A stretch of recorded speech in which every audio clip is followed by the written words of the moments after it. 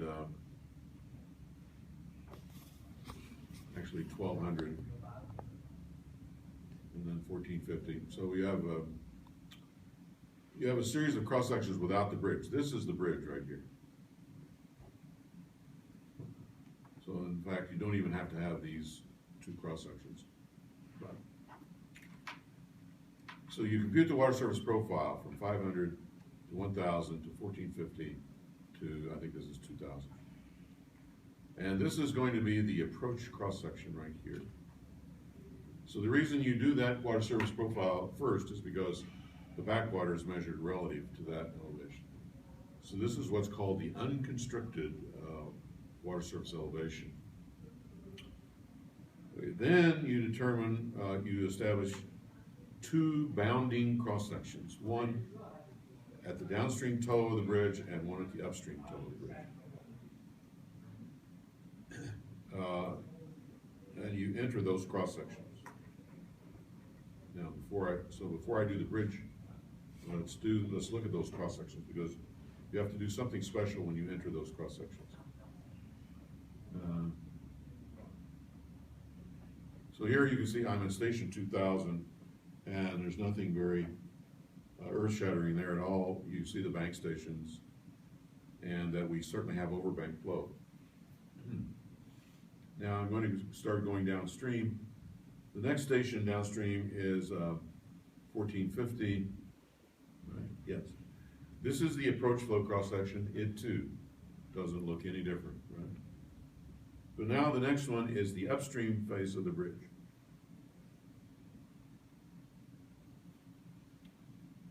Okay, this is what you should expect to see. And so what has to happen here is this is just outside the bridge on the upstream side, maybe 5 to 10 feet upstream. Or even, so if it's a vertical face, it would be 5 to 10 feet upstream. If it's a sloping embankment, then often it's taken right at the toe of the embankment. And because the flow is separated as it goes through, and you get these recirculating areas just upstream of the bridge, you have to code those as what are called ineffective flow areas. So these crosshatched areas are not counted in the flow area just upstream of the bridge. And so the way you get those in there is under options. And right here, you see this checkbox, ineffective flow areas. So we click on that, and you put in the stations. They correspond to that. This is station, this is on the upstream side, and this is station 225 looking downstream, and station 435. Those can either be the same as the bridge opening or slightly wider than the bridge opening to account for the contraction of the flow. This is kind of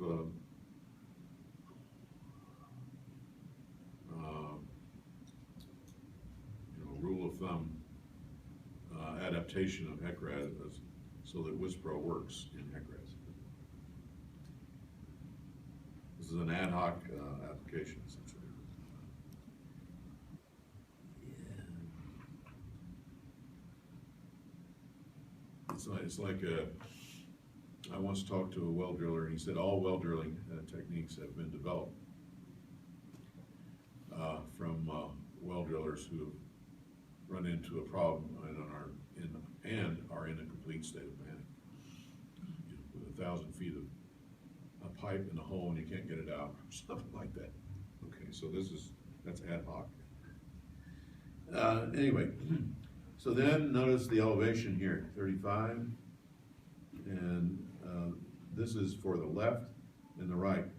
So that green triangle is the height to which the flow remains ineffective. Now, once the flow starts going over the bridge, then it's no longer considered ineffective because you have flow coming from the floodplains as well as the main channel. So this is considered to be the limit of where you switch from ineffective flow area to no ineffective flow area. Above these elevations, then we go to full flow through the entire cross section. And that elevation is usually taken to be either at the top of the deck or slightly below the top of the deck. Again, the hydraulic reference manual gives suggestions, but the downstream one is often suggested to be halfway between the top of the deck and the low steel or low chord, and the upstream one right at the top of the deck, because that's where it starts going over into weir flow. Okay. So with some caveats, that's the kind of rule of thumb. But you have to put these in here, or you'll get wrong answers. These ineffective flow stations have to be placed. And this is before I ever enter the bridge section. Okay. So that's station 1250, that's the one upstream of the bridge. I didn't want to do that.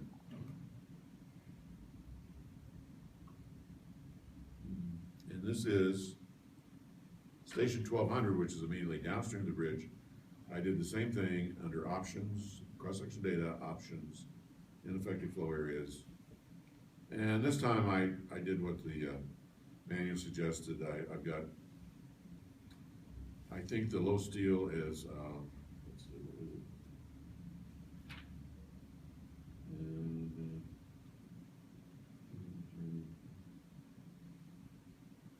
It's a type 1 bridge. The deck elevation is 35 feet and the low steel is 32. Okay, so I took something, I guess, typically, so it should have been 2.5, 1.25. Yeah, it's close to, 33.5 would be halfway, but this is okay. This is the downstream top, elevation 33. And again, I'm 5 feet wider than the bridge opening. You said that when you made the cross sections, you only made 1200, right? Not the 1250. But do you actually have to make the upstream one too? Yeah. Separately? Yeah. Okay. And they're usually coded in the same, so you can use that feature of copy current cross section. Yeah. But then once you've done that, you go back and put in these ineffective flow areas. And you assume the cross section values are the same within The managed in values? And the elevations is constant within that bridge width? Well, you take it, I think I took into account the slope here, although the slope is very small.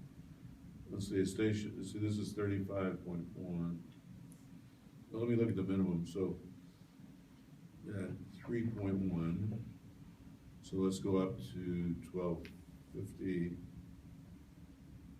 and 3.13, yeah. So when I did the copy current cross section down, I included the slope. I subtracted the amount of elevation that's appropriate to the slope and the length and the distance between them. Okay. Okay, so then I go from 1250, 1200, sorry, and then back to 1000. So now this is the exit section. Okay, so let's go back now, and how did I choose those? So the bridge opening width is 200 feet in this example.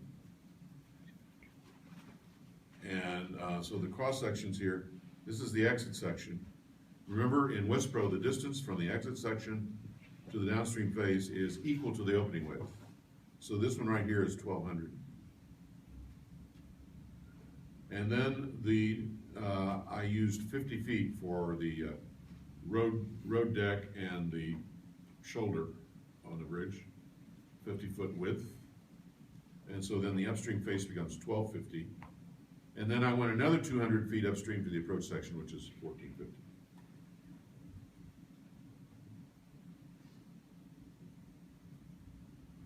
And that works well as long as the cross section is not changing in shape. when it's changing in shape, you know, you may have to adjust these cross sections a little bit, but the main thing is to keep this distance here as close to the bridge opening width as possible. If you change the bridge opening width, then you should change these cross sections.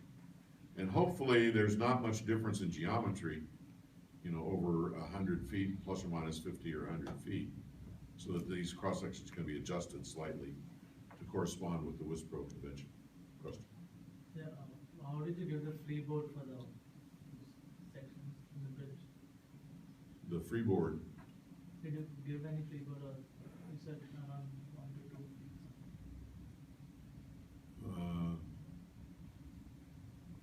1 to 2, what, I'm not sure. How did you give the freeboard for that? Freeboard is the elevation, Different from the the roadway? maximum elevation above the water surface elevation, so I'm not, you mean the low chord or the low steel? No, I'm talking about the difference in elevation from the roadway and the water surface elevation. I didn't give it a value for that. All I did was give this ineffective flow area elevation. I didn't give any freeboard. If you're talking about the ineffective flow area, that elevation is chosen to be top of deck upstream and midway between top of deck and low chord downstream. Above that, there are no longer any ineffective flow areas. Is that what you're referring to? Okay. Okay. Okay, so you do all of that before you ever go to this menu selection, which is the bridge. And here's where all the good stuff is.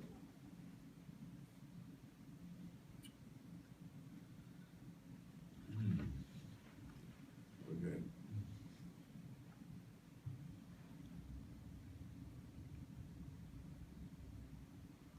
Oh, I should have said one other thing. Let me go back a minute.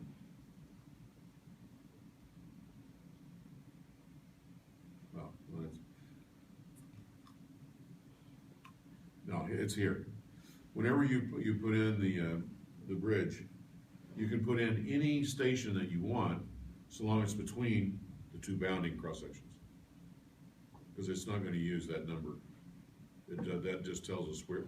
That tells Hec-Ras where the bounding cross sections are. So this bridge station of 1225 could have been 1220 or 1215 or 1230. Doesn't matter. Just it's between 1200 and 1250. So yeah, the way I did this was I did options, if I remember correctly. Yeah, so I did options and add a bridge or culvert, and the first thing it does is ask you for the station. Yeah, see that? And that's where I put in the 1225. Let me cancel that. Okay, so the real data, notice how this looks though, and your output should look like this. This is the cross-section that in the lecture I called bridge upstream, BRU, and the one below it is BRD, the downstream. These are inside the bridge, and Hec-Ras creates them on its own, based on those two cross-sections that you put in, upstream and downstream of the bridge. But do you see the bridge? You see here's the embankment. The red is the top of the deck. The green is the low steel. And this green here is the abutment. And the opening area is this white area in here, and these vertical lines are the piers. So it's created all of that from the data that you enter from these menu selections here. So a good check on your runs when you do the homework is to be sure that you have something that looks like this for BRU and BRD. Okay, anyway.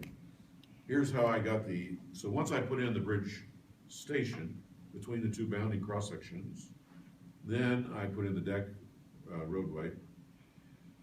And now things aren't always so simple as this.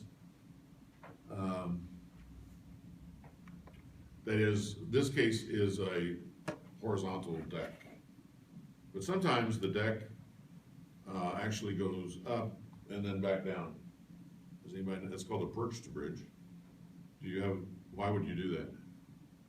For ships going underneath. That's one reason. What's another reason?